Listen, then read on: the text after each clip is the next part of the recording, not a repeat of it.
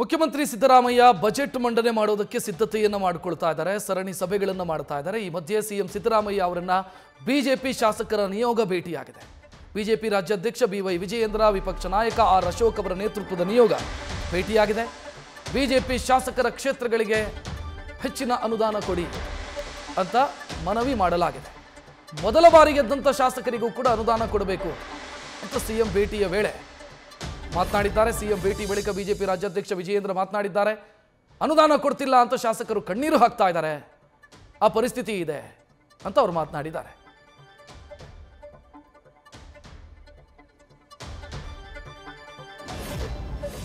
ಕಳೆದ 2 ವರ್ಷದಿಂದ ಇದು ಯಾವುದೇ ರೀತಿ ಅನುದಾನ ಬೆಂಗಳೂರು ಮಹಾನಗರಕ್ಕೆ ಸಿಗ್ತಾ ಇಲ್ಲ.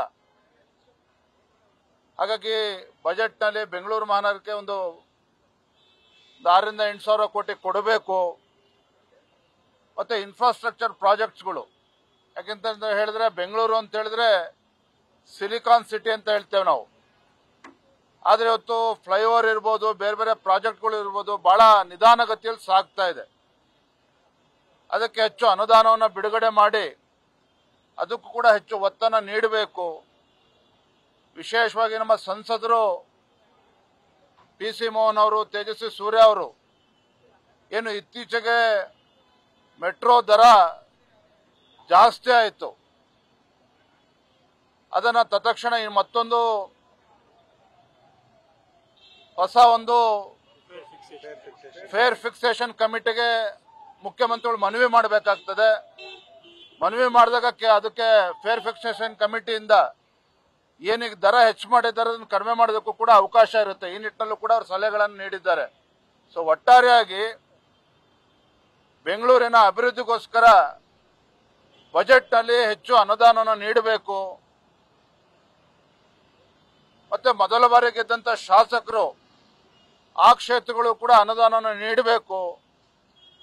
ಮೂರನೇದಾಗಿ BBMP ಚುನಾವಣೆ, ಕಳೆದ ಹಲವಾರು ವರ್ಷಗಳಿಂದ ನೆನೆಗುದಿಗೆ ಬಿದ್ದಿರತಕ್ಕಂಥ BBMP ಚುನಾವಣೆ, ಬೆಂಗಳೂರು ಮಹಾನಗರ ಪಾಲಿಕೆ ಚುನಾವಣೆ ಅತಿ ಶೀಘ್ರದಲ್ಲೇ ನಡೆಸಬೇಕು. ಈ ಎಲ್ಲ ವಿಚಾರಗಳನ್ನ ಮಾನ್ಯ ಮುಖ್ಯಮಂತ್ರಿಗಳ ಗಮನಕ್ಕೆ ತಂದಿದ್ದೇವೆ.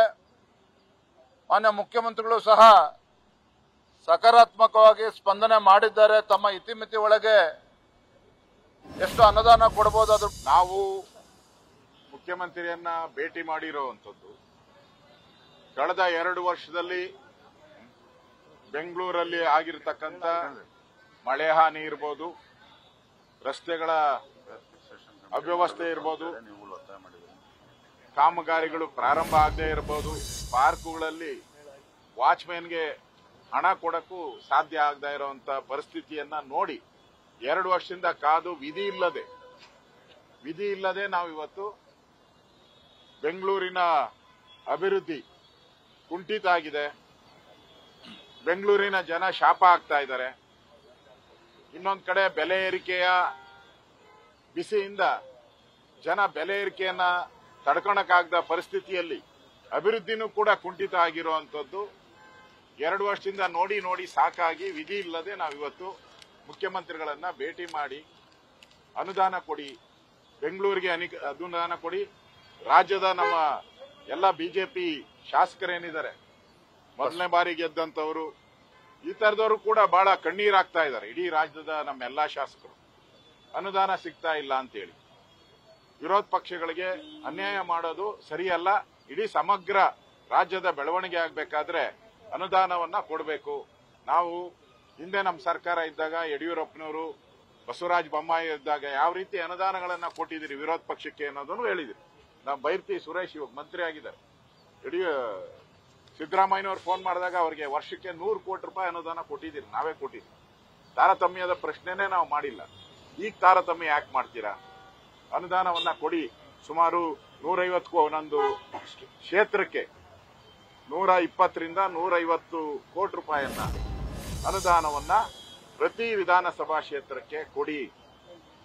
ಅಟ್ಲೀಸ್ಟ್ 1-2 ವರ್ಷ ಆದ್ರೂ ಕೆಲಸ ಮಾಡಕ್ಕೆ ಅವಕಾಶ ಆಗುತ್ತೆ.